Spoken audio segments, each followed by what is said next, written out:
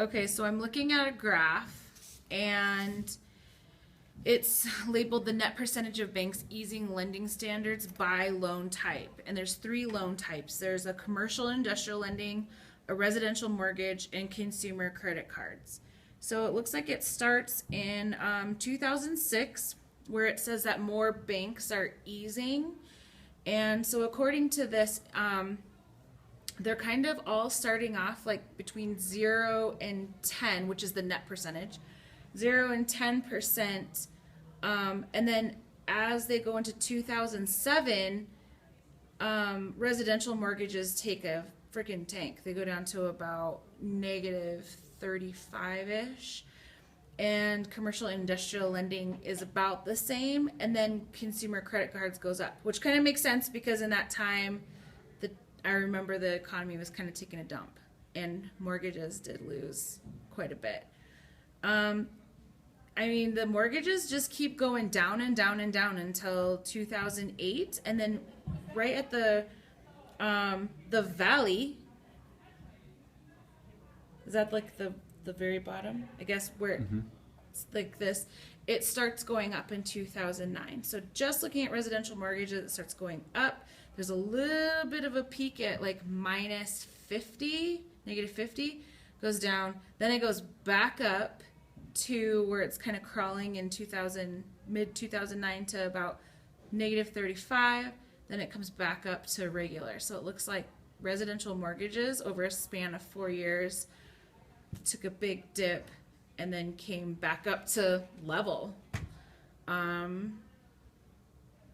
Now I'm kind of bored talking about it. Yeah, I am super impressed seeing kids use that academic language because I'm sitting like, oh, valley. I wasn't quite sure what to call it, even the words were right in front of me. But yeah, this is a difficult task to be able to describe something like this because a lot of adults can't even read charts like that.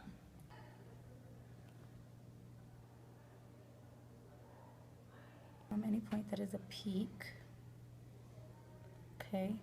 Gradual, slow increase or decrease. Okay. Interval. Positive.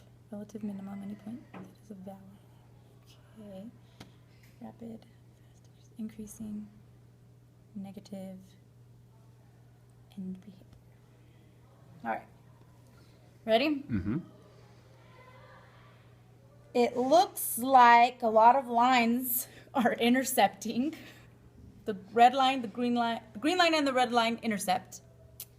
The blue, green, red all start roughly around 0 and they decrease and they go back, they gradually start going back up.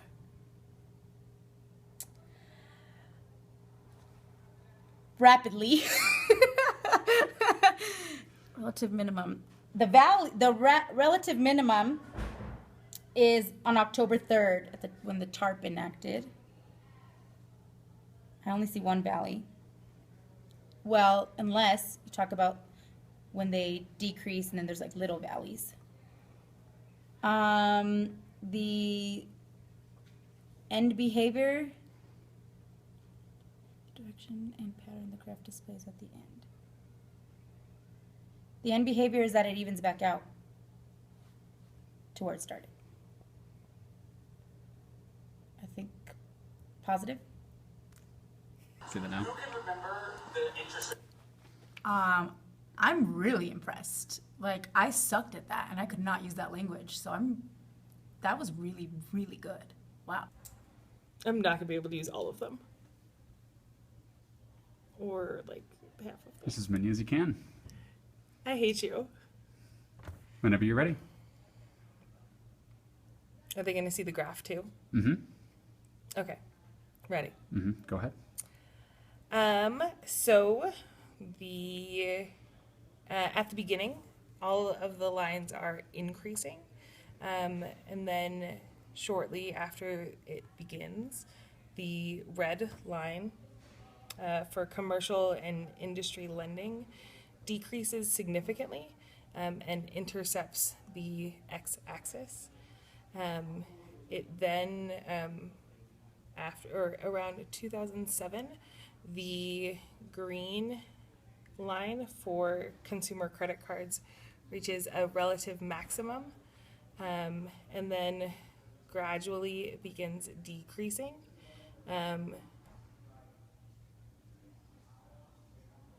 Or actually, no, sorry, it's not gradual, it's a rapid decrease. And then until it reaches a low point around 2008. At that point, it is negative. Yep, that'll be it. What's your reaction? I am impressed at the level of vocab that was included within the paragraph. It also helped me understand the graph's behavior because I know what those words mean. I just couldn't necessarily identify them myself. The other thing is that in order to organize the paragraph, it's done by intervals. So 2006 to 2007 is a much smaller section of the graph, and thus you're able to describe its behavior at a more concise level, and then move on from there. Okay. You would you would ask me this. You can take a minute to look over the vocab. Thank you. Uh-huh. I've also interviewed Perea, Jacobs, and Miss Eva Moore. Yes. Mm-hmm. Well, if we look at the graph, shall I show it? Sure. Hello, students. If we look at the graph, we see a line, or a few of them. And here, above the 0, those are positive numbers. Yes. And they are rapidly decreasing into the negative numbers and then rapidly increasing back into the positive numbers. It intercepts, here-ish in this area, with the relative maximum peak being, the highest point, which is about here-ish with the green and such. And the end behavior is great with the lines going directions. At the relative minimum, which is the down point here, where it seems like many of the points meet together. That's when TARP is enacted. What is this? What am I reading? Crisis. Oh, this is about housing. Oh, how interesting. That has to do with social studies, which is much more engaging than math, children. Much more engaging. Come to Miss Karchner's class. She'll teach you about it. What's your reaction? You guys are a little smarter than I am when it comes to the mathematics. That doesn't make you better than me. However, once again, social studies is still more interesting than math. I can tell you why this happened, who it was unfair, when it is going to end, people. It will never end. The end. Okay, so you want me to... I want you to describe the graph using that vocabulary. You got this twisted. I don't know how to do this. Give it a try. Yep, this one Okay. right here is crossing over. That's the x-axis. And it's decreasing gradually at the interval. And it's very positive that this is happening because based on the relative minimum, it's rapidly increasing on the negative end of the behavior. Thank you very much, Pound. I think you guys are just showing off. You're trying to make me feel bad because I'm old, fat, and bald-headed. But I would give each and every one of you guys a job in the future because you're very smart.